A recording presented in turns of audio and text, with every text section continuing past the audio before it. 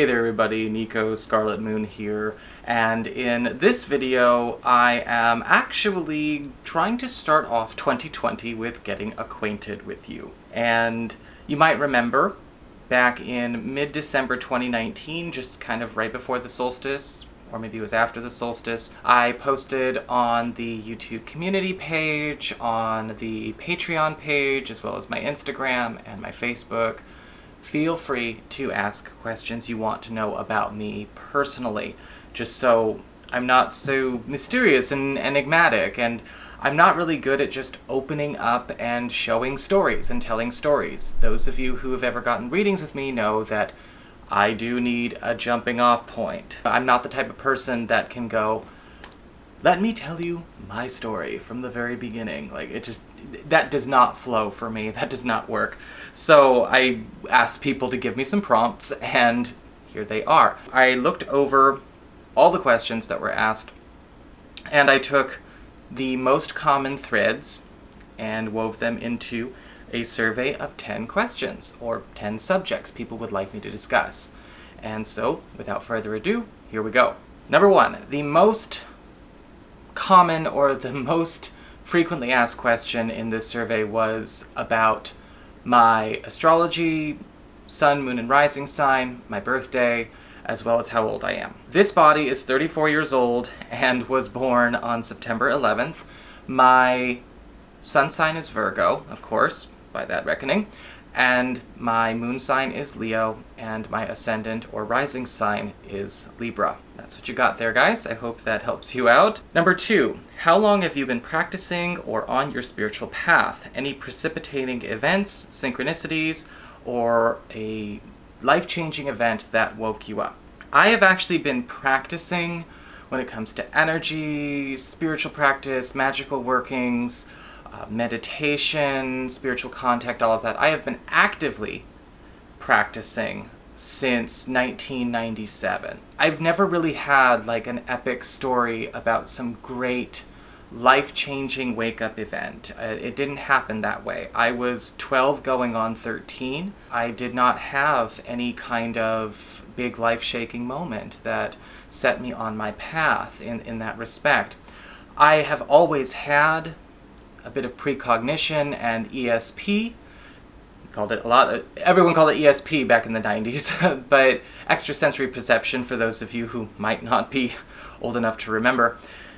And I've always had prophetic dreams. I would be able to see where the family was going to move before we were even shown the new house or the new flat. I would be able to pull words out of people's mouths when I was a young child. I was able to sense spiritual presences, see spirits back when I was really, really young. That kind of went away, as you know, sometimes as you grow up, the density of the lower realities kind of obscures your vision a little bit.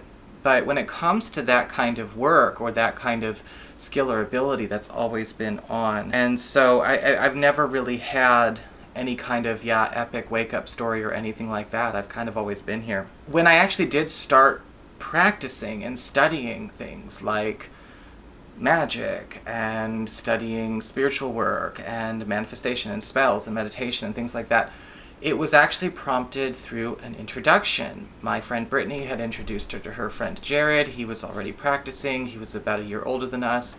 And we kind of had this little triad of spiritual practitioners, and occasionally other people would dip in and out and, come and hang out with us, but we were already getting on, right, as far as getting on our path, opening up these sorts of doors and veils for ourselves in junior high. Number 3, are your skills born or taught? I would say it's probably a healthy mix, but I do want to say before going further that there's nothing better about born versus taught. Born without any kind of discipline is kind of like an artist with a brilliant talent in, say, music or illustration who doesn't practice. It's going to stay limited. It's going to stay in a space where it's really more about when they can. They can't control when it works for them. Whereas taught can take you to a certain place where you can actually activate or use your ability on point whenever you want. For myself, As I said in the previous question, a lot of this stuff is born for me. I've actually got a plethora of psychic and spiritual people in my family. My biological mother was actually an active medium in and around the Washington area, Washington State, Seattle, throughout the 80s and 90s. My aunt on my father's side of the family is an active energy healer and spiritual practitioner out in the Midwest. It's always been a part of what goes on in my family going way back. It's a very metaphysical family, and even my stepmother comes from a family that is also very actively magical. And so there's a lineage there that I couldn't, I guess, escape, but it wasn't taught by them. Nobody sat me down and started teaching me these things. It wasn't like some passed down family tradition or anything like that. And I think that that's okay. But yeah, again, going back to the one before, it's just always been there. It's always been present. Number 4, relationship status. People really want to know if I'm single or if I'm in a relationship. At the time of recording this video, January 5th, 2020, I am not in a relationship, nor am I actively pursuing a relationship at this moment in time. So as of January 5th, 2020, I am single. Number 5, what is your sense of motivation or purpose?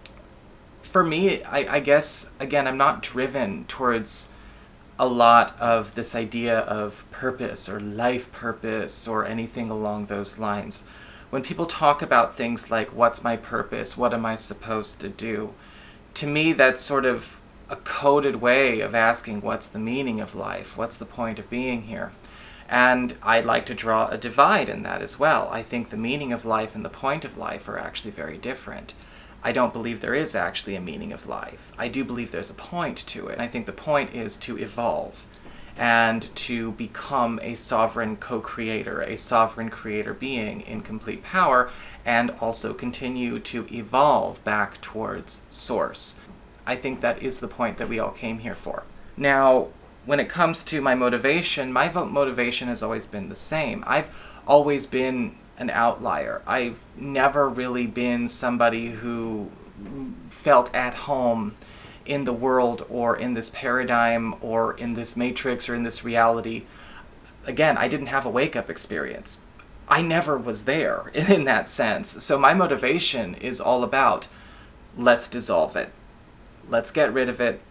Let's just help everyone to master their power, master their sovereign creator ability, get in spiritual contact, and start to elevate their energies, their presence, their beingness to get on their highest trajectory. And that's what I want to see. And that's what I aim to do, which is why I pepper even things that people might consider to be more shallow or mainstream with points that will help people actually start to do that. I'm not motivated to go into a direction of, say, like celebrity or aspirational abundance. And I think that for me, it's all about just dissolving that which would condition us to think that we needed to achieve those things in order to feel whole, but also to understand wholeness from a place that has nothing to do with the conditioning that we've got from this reality, from politics or economy or from religion or anything like that. Let's just dissolve the entire thing. Number 6, do you ever get tired or burnt out, and how would you cope or recover? If I get tired or burnt out, a lot of it has to do with something being too repetitious or too cyclical, or it's the same damn thing over and over and over again. When I start to do something new, when I start doing things at a different time of day, when I start addressing different topics of conversation, when I start getting to do things that are creative and fresh and working different parts of my brain and of my body, I start to recover really, really quickly. It's the difference between, again, almost sleepwalking and being awake. Repetition, cyclical behavior, and the replication of the same reality experience over and over and over again, I feel drains me and burns me out, because that's where it feels like I'm almost going back to sleep. So I like to pull myself away from that as much as possible. And so I like to shake things up. That's how I tend to recover. And one of the things I've also noticed about my burnout is that in a lot of cases, it does also have to do with a lack of equivalent exchange when it comes to the energy I'm sharing with people, or the energy that's being exchanged maybe in a conversation, a transaction, even just hanging out with friends. If it feels like this is not actually productive, or again, people are not walking away both energized, I tend to start drifting away from that person. I don't want to be there. And I'm a very solitary person a lot of the time. I can be a fairly introverted person, and I can be a very sociable person, but it all depends on, again, how powerful and how empowering are these engagements. Number 7, besides tarot and astrology, what other forms of divination do you want to develop, or what other spiritual skills do you want to learn or master that you don't have? One of the big one, if not the chief one, I think is mediumship at this point, and I'm kind of working on that, and that's totally available to me already. I mean, it's available to everyone, but it's been something that turns on and turns off every now and again. Kind of like what I was saying before, if you're born with it, it'll turn on and off until you master it. You do need to actually give it some discipline. You do need to come at this with discipline.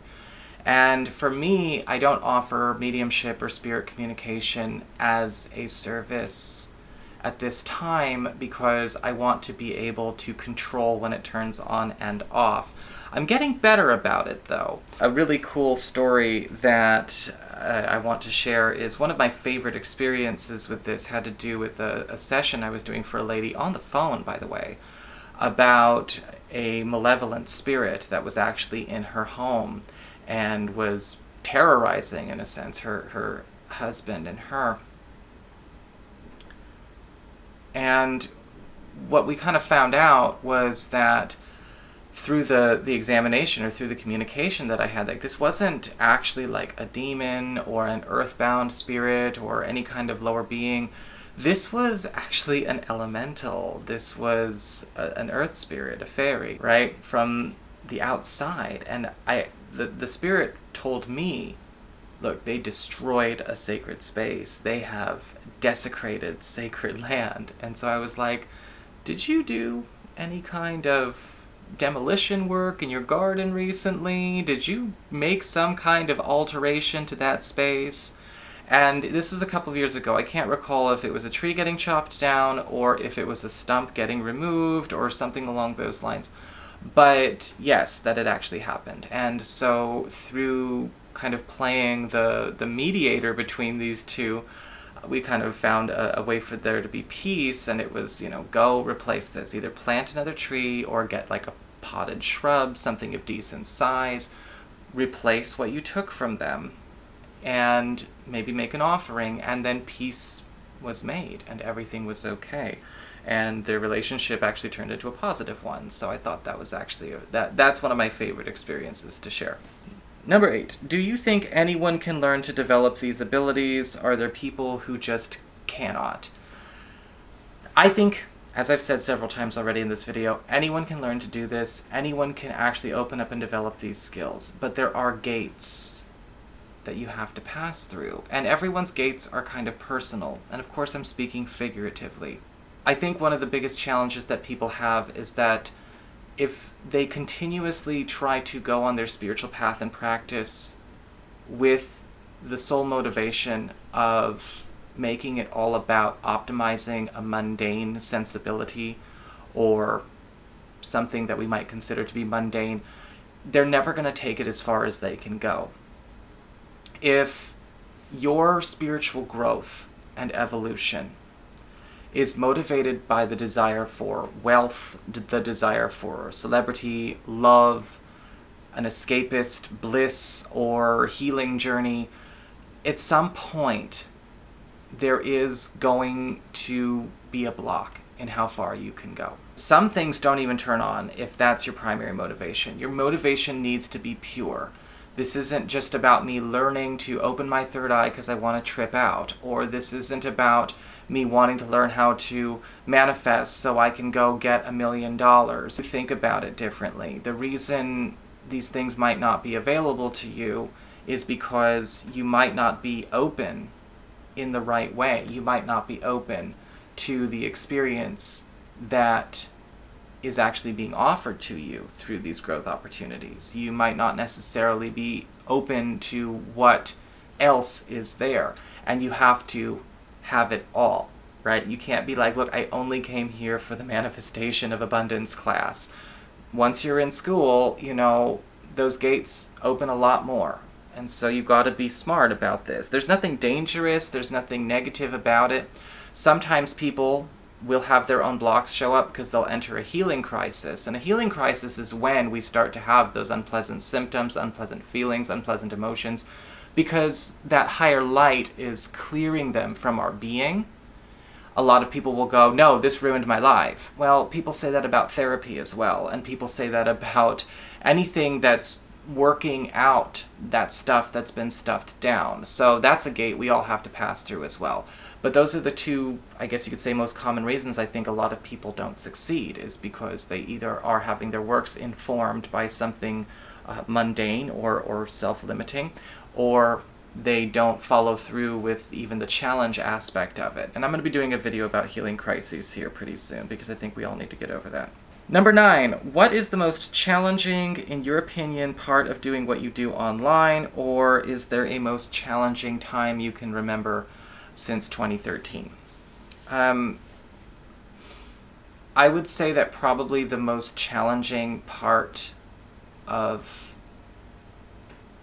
this work so far let's start with the most challenging time, actually. I think that's a good way to go. I think the most challenging time was probably between summer of 2015 and, I'm going to say, January, February of 2017. And the most difficult time, I think, arose for me because of this sort of culture shock. And the culture shock happened to me because a lot of this stuff was, when I was starting to become very mainstream. The difference between the amount of readers and astrologers and, healers and spiritual workers online between 2014 and 2015, it's staggering. It's staggering. But one of the things that I kind of observed for myself was that I did have this kind of culture shock that a lot of what was going in the direction of kind of waking a lot of people up and working on getting out and spiritual growth and spiritual capability and doing what it takes and letting go of all of this stuff was getting kind of drowned out by cyclical behavior. And a lot of people,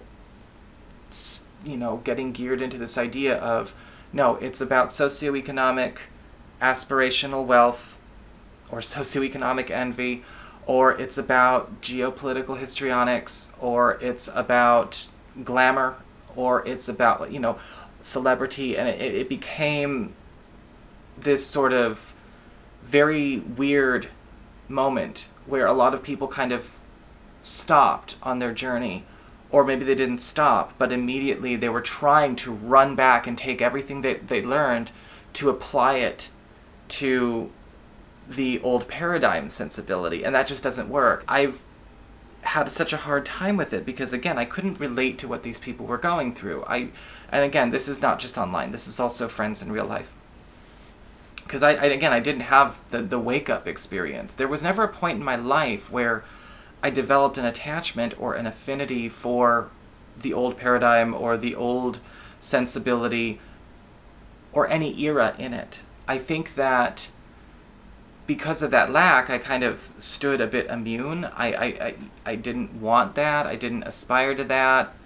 And when it comes to things like geopolitical hysteria, I'm kind of like, you guys are just co-creating the same experience over and over and over again. So it created a little bit of a divide in my social sphere, as well as just a lot of people really wanted to bet the farm on the old paradigm in that sense.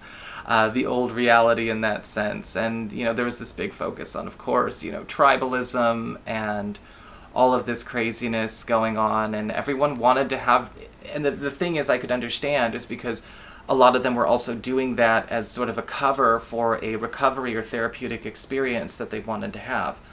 But it just doesn't work that way. And So that was a really, really tough time because I wanted to keep everything kind of pure and organic and true to, again, spiritual path and practice, and a lot of the people that I was around and a lot of the people that I was, and I'm still friends with, by the way, but we're kind of going through a part of their journey where it wasn't about that.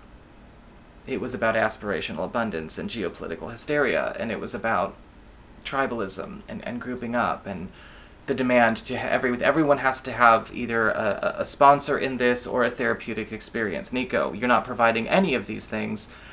And so that was a very, very rough year and a half. But it's over now, thank God. Number 10, working in groups, yay or nay? When it comes to working in groups, again, just keep in mind everything I just said. Not interested in tribalism. Not interested in that.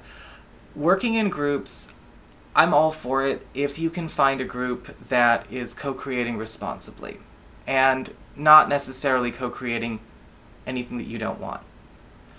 And by co-creating responsibly, and I'll be coming out with a video about co-creation soon, I mean not continuing to fuel, empower, and energize anything that and everything that comes into it, whether it's the people who are there for whatever reason. You want to be with people that you trust, you want to be with people that are smart, educated, disciplined, and dedicated to their spiritual path and practice. You don't want anything clouded by external motivations, you don't want anything clouded by mundane motivations, and you want to be good, trusted, close friends, intimate friends. Intimacy in groups is the key to their power. And for myself, the best groups that I've ever been in are the ones where we were all friends, dedicated to, again, our spiritual growth and spiritual evolution and our activations of our higher selves and embodiment of our higher selves. All other motivations completely tertiary, if not further down the line. Friends first. And I would say that if you can do that, absolutely.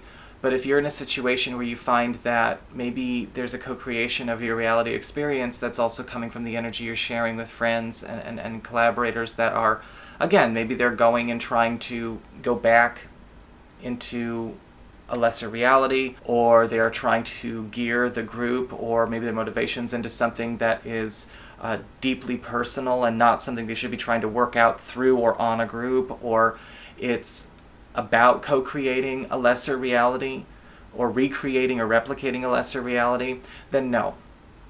I mean, you're better off solo at that point.